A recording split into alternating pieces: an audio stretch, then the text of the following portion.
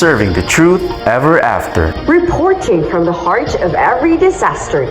Broadcasting live from the jewel of the Philippines, Bohol Province. You are listening to DYNC 103.6. NTR News. Good morning, Philippines. Maadjong buntag, Bohol. I am Jan Anessa Ukang. And I am Ryan Felmandin, your correspondent for this hour. Today, we bring you a relevant news about one of the most devastating natural calamities, the earthquake. Before we dwell on the news, let us first understand how earthquakes occur and how we measure them. Earthquakes happen when there is a sudden release of energy beneath the Earth's surface, usually caused by the movement of tectonic plates, massive slabs of rock that make up the Earth's crust. These plates constantly move, and when they grind against each other or collide, stress builds up. When that stress becomes too much, it releases energy in the form of seismic waves, causing the ground to shake, and this is what we feel during an earthquake. And just recently, this force of nature made a devastating impact close to home. And now, for today's main headline. A powerful 6.9 magnitude earthquake struck Boga City and parts of northern Cebu on Tuesday evening, September 30, 2025 at 10 p.m., causing widespread devastation. According to the Philippine Institute of Volcanology and Seismology, the quake's epicenter was located directly beneath Boga City at a shallow depth of 24 kilometers, a combination known to produce violent surface shaking. The National Disaster Risk Reduction and Management Council confirmed at least 326 casualties, over 1,500 injured, and many still missing. Entire communities in Bogo, Medellin, Tabogon, and San Remedios were reduced to rubble, with damage extending to homes, schools, government buildings, and centuries-old churches. The earthquake has triggered over 9,000 aftershocks, and sinkholes have emerged in several towns, forcing authorities to issue new evacuation orders to protect vulnerable communities from these sudden ground collapses.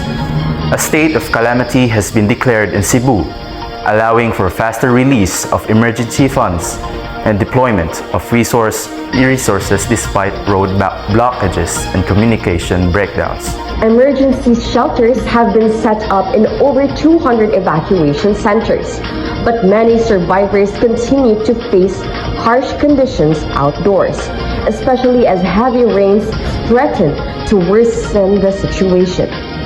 Preliminary assessments by the Department of Public Works and Highways and the National Disaster Risk Reduction and Management Council reveal extensive damage to infrastructure and property, with estimated losses reaching billions of pesos. As of now, the government has released more than half a billion peso in emergency funds to support relief and recovery efforts in the affected areas.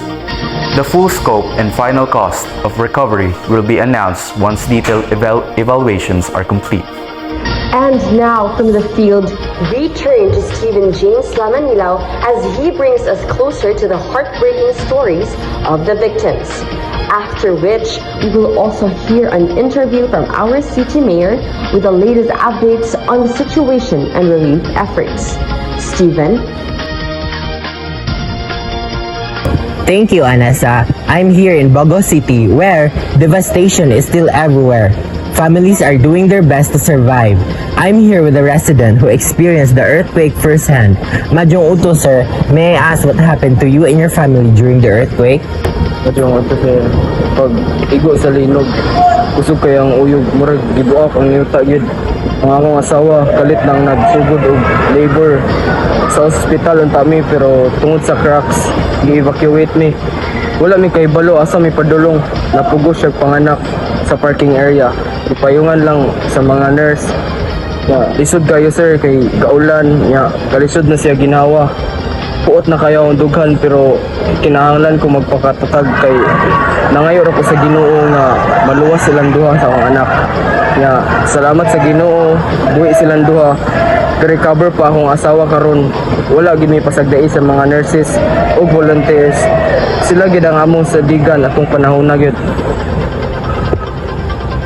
Daghang salamat, sir. Thank you for sharing your story despite the pain. What you and your family went through is truly heartbreaking, but we are grateful you and your family are safe. Salamat sa Ginoo na kaya ra ang tanan. Please know that you are not alone. The community, volunteers, and the government are here to support you. Padayon lang mo, we are with you in this fight. And now, I am joined by our City Mayor of Bogo, Sir John Milbert Ingles. Could you share what happened with the earthquake shock and what steps the local government has taken in? Magandang adlaw, Steven. Last week, a very strong and unexpected earthquake hit us. Kusog kayo ang linog, ang mga balay nga tumba, simbahan o mga eskwelahan nga guba. Pati atong city hospital napugos o evacuate. People were caught off guard, so grabe gyud ang kahadlok. Right after that, we declared a state of calamity para mas dali ang paglihok. Yun na nato ang mga rescue operations and immediate evacuation. As of now, we've been distributing relief goods such as food, water, medicine, and gipahiluna na to ang mga pamilya sa evacuation centers like covered courts and school gyms. Dahimo sabta o paagi to give financial aid to families who lost loved ones or suffered serious damage. What is your message for the people at this time, sir? I'm reminding everyone to stay in evacuation centers kung delikado pa ang inyong balay. Let's avoid unnecessary risks nga magpabilin ta nga alerto, especially sa aftershocks, and stay updated through official announcements sa page man or sa atong barangay. Most of all, magtinabangay ta and let's continue to pray for strength and safety aron together makabangon ta. Thank you very much, Mayor Ingles, for your strength and dedication during this crisis. Bogo may be shaken, but its people remain strong. This is Stephen James Namanilao reporting from DYNC 103.6 and DR News. Back to you in the studio. Thank you, Stephen, for the heartfelt report. Our thoughts are with everyone affected by the earthquake. To help us better understand the explanation behind the earthquake, let us hear from the seismologist, Patricia Arbasto, with this report. Thank you, Reinfeld. I am here at the Philippine Institute of Volcanology and Seismology, where experts are closely monitoring the Cebu earthquake. But before understanding what happened, did you know that small earthquakes called microquakes happen every day around the world? Most are so weak that we don't even feel it. To help us better understand the Cebu quake, let us hear from seismologist Dr. Cherise Batinda. Thank you, Patricia. Now that you've heard what an earthquake is from our anchors, let me explain in simple words how it happens and how its magnitude is measured. Earthquakes happen because of the movement of tectonic plates, huge sections of the Earth's crust that are constantly shifting. When these plates suddenly slip or collide, this releases energy that causes the ground to shake. This release, the energy travels through the earth in waves we call seismic waves. To measure these vibrations, scientists use instruments called seismographs or seismometers, which detect and record the shaking. From these recordings, seismologists can pinpoint where the earthquake started and how strong it was. The strength or magnitude of an earthquake is measured using the Richter scale, developed in 1935 by Charles F. Richter. This is a logarithmic scale, which means that each increase of one whole number represents shaking that is 10 times stronger and release about 30 times more energy. For example, a magnitude 6.0 earthquake is 10 times stronger than 5.0. Earthquakes with magnitude between 4.0 and 5.0 are usually considered moderate. They can be felt by people nearby and may cause minor damage to poorly built structure. However, earthquakes of magnitude 6.0 and above are generally considered destructive, capable of using serious damage to buildings and infrastructure. So, through the movements of tectonic plates and the careful recording of seismic waves, we are able to understand and measure earthquakes. As a seismologist, I hope this helps you better grasp the forces behind these natural events and the importance of monitoring them to keep our communities safe. Thank you, Dr. Gapingal. We hope this helps raise awareness about earthquakes and preparedness. Up next, we'll learn how to use the Richter scale and calculate the energy released by an earthquake in joules. Joining us now is Professor Gerard Dedeja from Holy Name University, who will break down the numbers behind earthquake magnitudes. Thank you, Patricia. So, I am Professor Gerard P. Dedeja, and now we are going to talk about Richter scale. So, Richter scale is also known as the Richter magnitude scale. It measures the strength of earthquakes. It is proposed by Charles Richter in collaboration with Benno Gutenberg. It is developed and proposed in the 1935 Richter's landmark paper, which he called it the magnitude scale. So, this is the formula for the Richter scale.